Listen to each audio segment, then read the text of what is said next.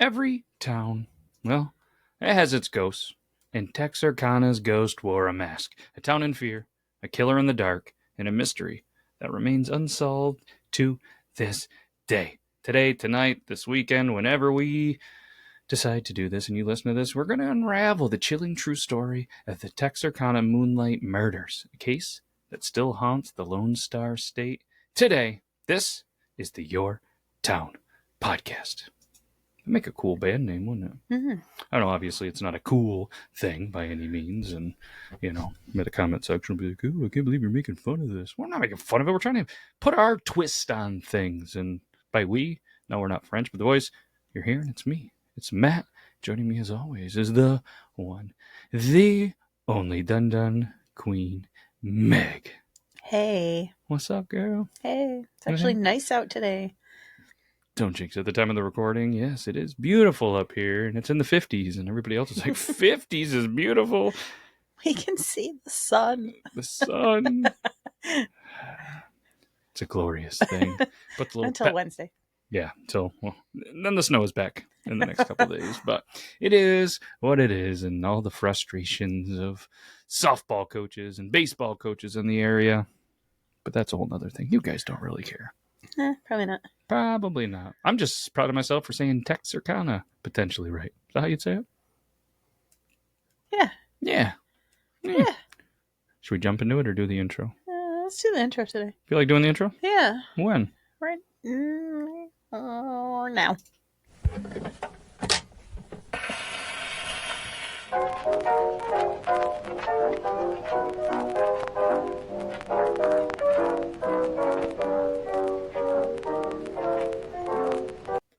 Ooh, how about that for an intro, Meg? That's a good one. Well timed. Let's go ahead, as we always do, to start off this episode. Let's set the scene. Let's go to Texarkana in 1946. It was a quiet, small town atmosphere with close-knit families. I feel like that's a common theme, isn't it? Mm-hmm. Because obviously, the Your Town Podcast, your town, your stories. We love the small, quiet towns because that's kind of where we are, right? Mm-hmm. So it seems fitting, close-knit families, young couples enjoyed parking in Lover Lane, Meg, to escape the prying eyes. Which is kind of funny to think about when you're in the 40s and you're worried about prying eyes. Imagine the people in the 40s now. Oh, my. Prying eyes, they're everywhere because it's phones and cameras and technology. And that sounded old. I don't like that. So we're going to continue to move on for that. But just like many small towns and a lot of the stories that we do, the town felt safe because, they weren't locking the doors. The kids were staying out late. They're hanging out at Lover's Lane. No worries. Life is good. Until it's not, and the Phantom arrives. Because, let's face it, before 1946, Texarkana was just another southern town where people didn't lock their doors. That all changed because that Phantom Killer began to hunt in the night. Dun, dun, dun. Oh, that was a little extra. It's the vitamin D flowing through you. Vitamin D is flowing through the Dun Queen. Feels good. Let's talk about the first attack. All right. A warning was ignored. February 22nd, 1946, the Texarkana Moonlight Murders. I love that name. I don't know what it is. But it began with an attack that at the time seemed like just an isolated assault, but let's be honest, we probably wouldn't be talking about it if it was just one single potentially event. And in hindsight, it wasn't just the first event, it was the first warning of, unfortunately, the horror to come. The victims, Jimmy Hollis and Mary Jean LeRae. Jimmy was 25 and his girlfriend Mary was 19 at the time. They were parked on a secluded road known as Rich Road. Ooh, that would be a good road name for street sign story time. Jot it down. It was a popular lover's lane outside of Texarkana. It was just before midnight when a figure emerged from the darkness wearing a white cloth sack over his head with eye holes cut out. Kind of like the sad sport fans that wear paper bags on their heads and cut the eyes out because they think that their team is a disgrace.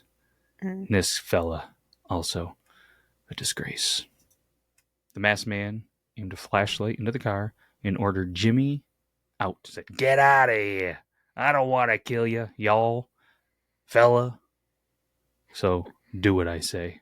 And of course, he had a gun, because let's be honest, pretty sure, I mean, you guys can Google this if you want, but I'm pretty sure when you're born in Texas, you get a birth certificate and a gun. I'm obviously kidding. Kind of. After forcing Jimmy to remove his pants, at this time we should probably say viewer and listener discretion is advised. Mm. So his pants are off. The attacker beat him with a pistol so brutally that his skull fractured in 2 places. Thinking Jimmy was dead, the attacker then turned to the girlfriend, Mary, ordering her to run. I'm picturing this scene. This is disgusting. She ran toward an open field, but then the phantom quickly caught up, knocked her down, and assaulted her. Suddenly, he fled into the darkness, but he didn't kill either victim. Obviously, thought Jimmy was dead. He didn't die, and unbelievable. I mean, I feel like we have seen this in some sick, twisted horror movies. Like, all right, they think it's a fun game, and they just tell them to run. Now we're going to get you. Disgusting. But obviously, there is always an aftermath, and Texarkana's missed warning was, well, a missed warning. Since both of them did survive, Jimmy did spend days, several days in the hospital recovering from a fractured skull. And the girlfriend, Mary Jean, later stated that the attacker spoke calmly, but with a weird accent that she just couldn't place. Darn it. I should take back my y'all. I was trying to be Texan. I take it back. Yeah. Editor, rewind and delete. Now we're going to leave it in. But neither could describe his face, obviously, because he was wearing a mask. Police dismissed it as just a robbery gone wrong, which was weird because, well, there wasn't anything reported of anything being stolen. And usually in a robbery, something's stolen, right? Isn't that the whole point? Yeah. Robbery. Do you think it was a real accent or a fake accent? Oh, that's a good question. I'm going to go real. What's your guess? I was going to say fake, but I'm leaning more towards real, I think. Okay. Any guesses? Obviously, Meg comes into each of these episodes not blind, but doesn't know the notes. Do you have any guesses of where the accent could be from? Canada. Yeah? Okay, let's see. You're just thinking about the Great Maple Heist that we talked about last week. So if anybody wants to go check that out, go last week. What a wild, sticky situation the family found themselves in, huh? 3 weeks later. Unfortunately, the murders do begin. This should obviously have been a wake-up call, but in 1946, Texarkana wasn't ready to believe a monster was lurking in the dark. And some people were like, why was this attack? Why was this case? Why was there a test run? Well, some people do believe that the killer may have been gaining a little bit of some confidence before escalating to actual murder. Did they fight back? Some believe Jimmy's severe beating was because the Phantom had intended to kill, but panicked when Jimmy actually resisted. They probably thought, hey, I got all the power. I got a gun. I got a pistol. They're going to do exactly what I say, right? Not in Texas.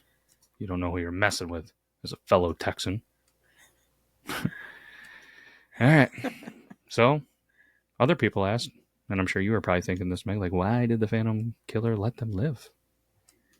Every future victim would be murdered without mercy.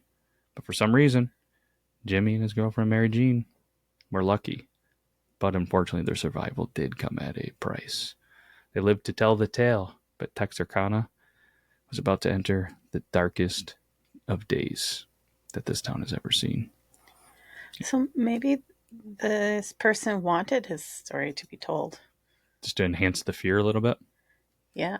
Or like, the future victims are no longer, they can be like, oh, there's 2 people that do know. Interesting. That's an interesting take. Maybe. Maybe I didn't describe it right, but no, I know what you're saying. Like you said, at the end of the day, there's 2 people that know or could potentially help break the case. It's just another little piece of his twisted little puzzle, right? Is what you're like kind part of saying? game. Yeah. And it's interesting because that obviously happened in February around the 22nd, 23rd. It depends on the time. Let's be honest, we didn't all have cell phones. And this, no, officially attack number 2, happened March 24th, 1946. Richard Griffin and Polly Ann Moore. They were unfortunately found shot to death in their car. There was no fingerprints. There was, at the time, no motive. And the police, well, they're baffled. Because this time, the Phantom left no survivors. And there was a very gruesome one. So again, attack number 3 was Paul Martin and Betty Jo Booker. They were found murdered with Betty's saxophone missing, which ended up being a key piece of evidence, but was never recovered. Paul was shot 4 times. Betty Jo's body staged eerily in the woods. At this point, I mean, Texarkana is in full panic mode because, well, they felt safe anymore. And then you had Katie Starks, who was shot through her face. But guess what, Meg? I don't know how. Maybe you believe in a higher power, maybe you don't, but she miraculously survived. Unfortunately, her husband was killed instantly, but she was able to escape and call for help. And this was the last known attack. So did the Phantom Killer just flee? Did the Phantom Killer die? Or did he just say, hey, I'm going to quit now because they'll never catch me? What do you think happened? I think he fled. Think so? Back to wherever they were from? Mm-hmm. Canada? Yeah? Yep. And so here's the $1 million question. Who was the Phantom Killer? Because obviously fear, it's all over Texarkana. Law enforcement agencies, Texas Rangers, Arkansas State Police, FBI. They decide, and they desperately need to launch one of the largest manhunts in the region's history. But despite dozens of suspects, no one was ever charged with the murders. But it doesn't mean that there wasn't a couple of suspects. How would you say that name? Ewell Swinney was the most likely potential suspect to be the Phantom. He was a 29-year-old habitual criminal with a long rap sheet. Not like the music, but auto theft, counterfeiting, burglary, which doesn't scream violence. It's not good stuff, obviously, but no, that's a drastic escalation of murder, right? Mm-hmm. And Ewell was arrested in July 1946, just 2 months after the murder stopped. Why was he a suspect? His wife, Peggy Swinney, confessed to police that he was the Phantom Killer. She provided specific details about the murders that weren't public knowledge. When police interrogated Swinney, he actually allegedly made vague statements hinting at guilt, but never outright confessed. What if it was his wife? But you would have thought that the tone would have been different in the murders. Maybe as they escalated, though, it ended up being a sick, twisted duo. So they bust out the old polygraph test. Guess what? He failed it. So you're probably thinking, why wasn't he charged? Well, all of a sudden the wife then recants the confession, and under Texas law, at the time, a spouse couldn't be forced to testify against her husband. He got convicted of car theft instead and sentenced to life in prison in 1947. Final verdict on Swinney. Many law enforcement officials still believe he was the Phantom Killer. He was released from prison in 1973 and died in 1994 without ever confessing. Got life in prison, but you know how the prison system does work sometimes. Things change, lawyers do this. Ooh, I'm on good behavior. Never once confessed. So if he wasn't the killer, then why did the murder stop after he was arrested? You know what I mean? Why? Was he actually guilty? Was he at the wrong place at the wrong time? Was the wife so mad at him? That's a interesting way to potentially get back at the old hubby. So, suspect number 2, Meg, was a local police officer, potentially the Phantom. A Texarkana police officer who had a reputation for being violent was one of the theories that was fueled by claims that the killer seemed to know police patrol routes and how to avoid detection. A local man came forward years later, claiming he had reason to believe a law enforcement officer was the killer. The Phantom was eerily precise, choosing isolated locations, striking when no police were around, and escaping without a trace. Some reports suggest that evidence may have been covered up to protect one of their own. But again, not only is it the 40s, there's just no hard evidence that was actually linked to the crime and this police officer. But the theory remains something that locals do still talk about. But police never officially investigated it.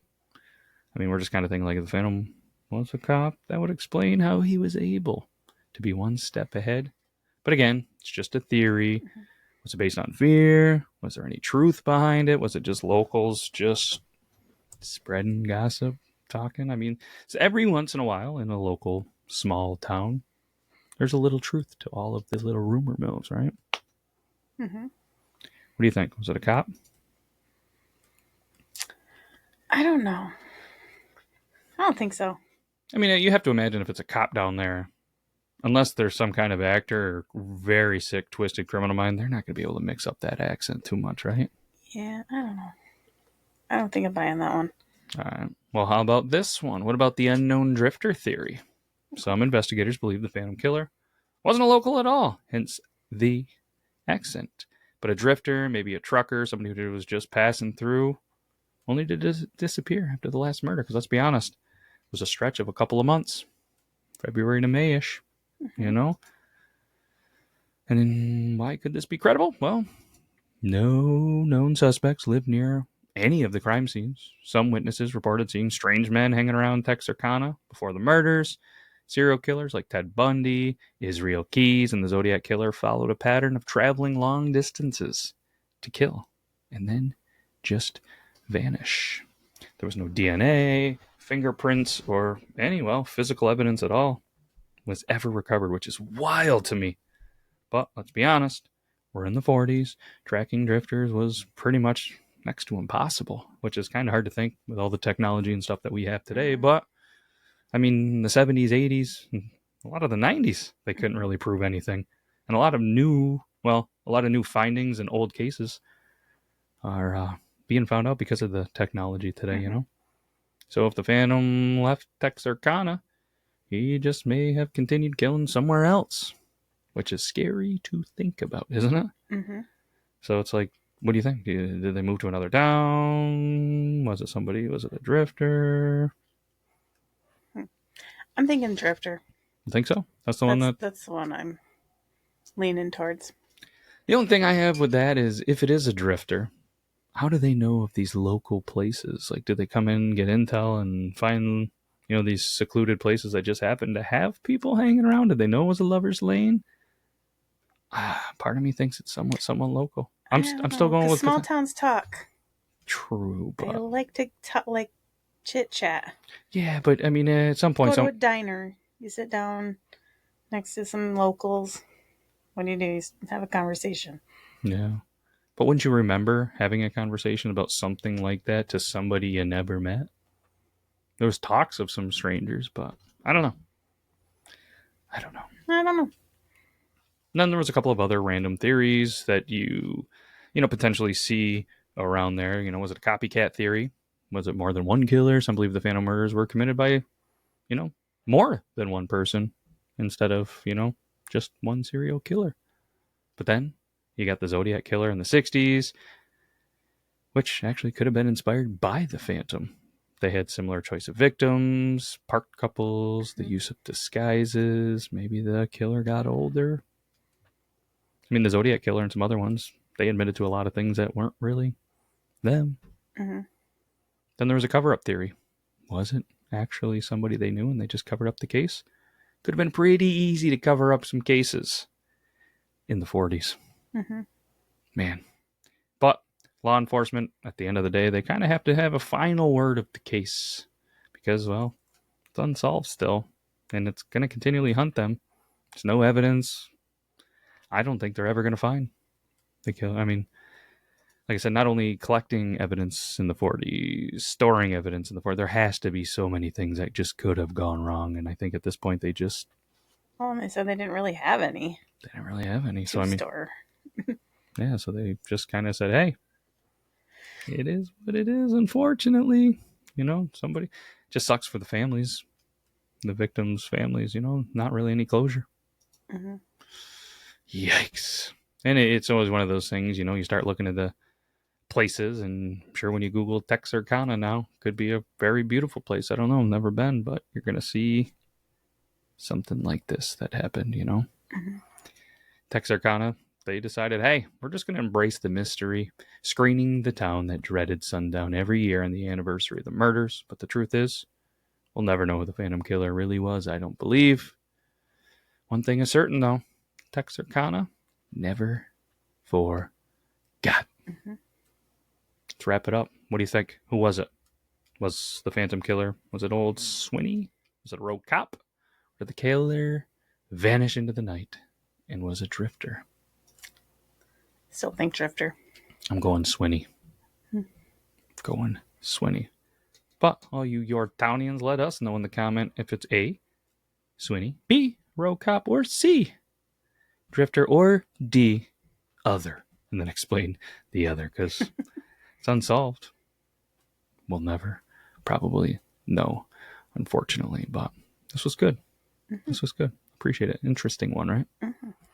Anybody, as always, has a topic, has something that they want us to cover or talk about, let us know in the comments. Shoot an email to matt@beardlaws.com or on the gram, the old Instagram. But some stories, though, Meg, they do stick with you a little bit, and sometimes they inspire things. And, well, this, we said, talked about potentially being, a horror movie or things that happened in horror movies. This case actually did become a horror legend. I've never seen this, but The Town That Dreaded Sundown, as we already hinted at, which was a 76 film, 1976, and then I guess they remade it in 2014, which is a horror film loosely based on the murders. Huh. So, and obviously Texarkana, they're going to continually hold an annual screening of the film. Embrace it, I guess. Keep the legend alive just because it is unsolved. Maybe something someday eventually will be up there. But then, of course, you get a lot of urban legends, local rumors, ghost stories around this case, and everything. It's just a weird thing to think about because they could have been a serial killer in this town and then just continually moved on killing. Anyways, that's all we got, I guess, for this. I got nothing else to you. Nope. Well, we appreciate you, your Thownians, stopping by, giving us a listen. Maybe you're on your ride to work. Maybe you're at work. Or maybe you're just chilling, laughing that we think 50s is beautiful. But we're going to go enjoy some sun for a little bit and get on the road because that's all we do is drive. But while we're doing that, make sure you guys check out all the other shows, the friends of the shows, beardlawstudio.com, home of all sorts of stuff that comes out of this studio. But we can't thank you enough. We will be back next week, won't we, Meg? Mm-hmm. All right, let's do it again next week. Same time, same place? Yeah. You really think we'll be at the same time? I will guarantee same place. Yeah, roughly. Roughly. All right. That's all we got. We'll see you next week. Take care, everybody. Okay, bye.